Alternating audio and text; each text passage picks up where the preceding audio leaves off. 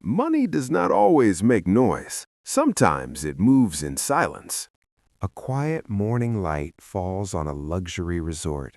Flags still, hallways empty, ledgers open behind closed doors. So how is Donald Trump still getting rich while most eyes are looking somewhere else? Donald Trump is a former U.S. president, a lifelong businessman, and a global brand. His name is tied to buildings, media, politics, and products across continents.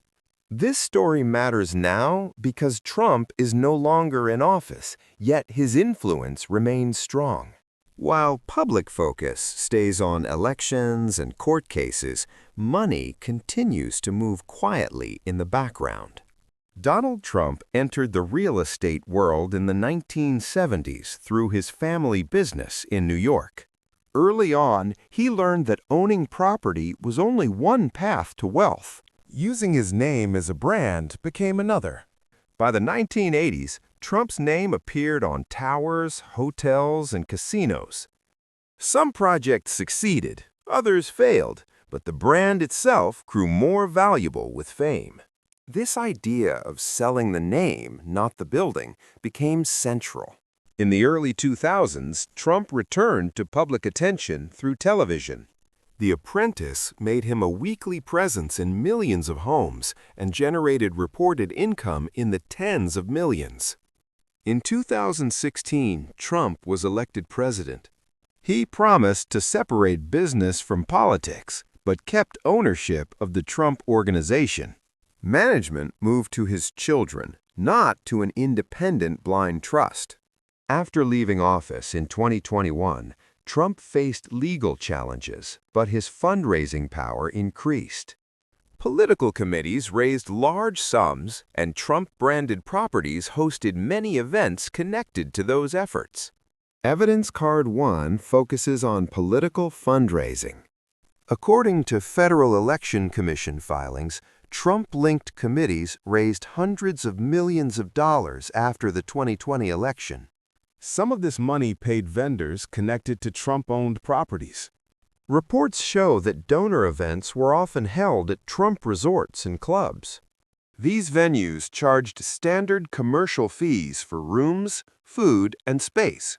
The payments were legal under current rules. Evidence Card 2 involves real estate income.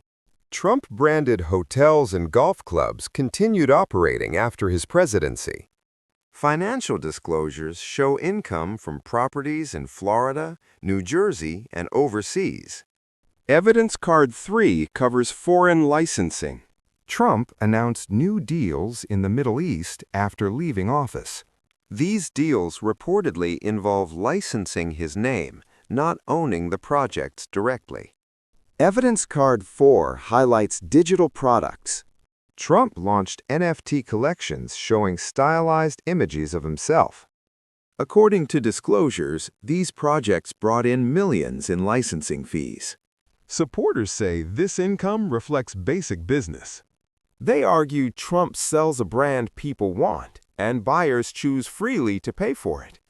Critics argue the value of the brand is tied to political power. They question whether donors and foreign partners are influenced by access rather than quality. Many of these questions remain unresolved in court. For workers at Trump properties, politics is distant. A full hotel means stable hours, tips, and wages. Staff often say business increases during high-profile events.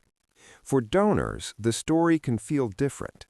Some small donors believed their money would fund political action, not luxury resorts.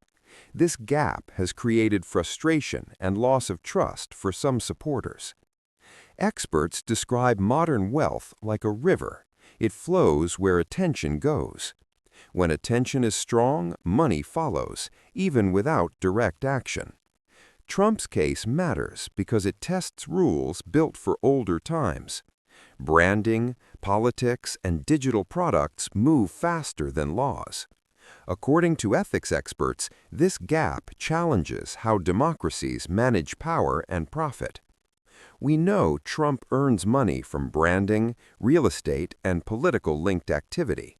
We do not know every detail because some records are private or disputed. The final chapter depends on law, voters, and time. One likely path is continued income through branding and digital sales. Another path involves legal judgments limiting assets or forcing changes.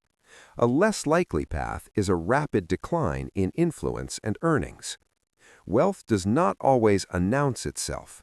Sometimes it waits, adapts, and continues quietly.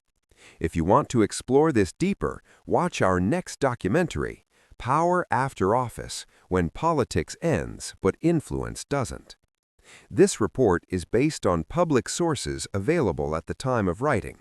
Ongoing cases and new disclosures may change the picture.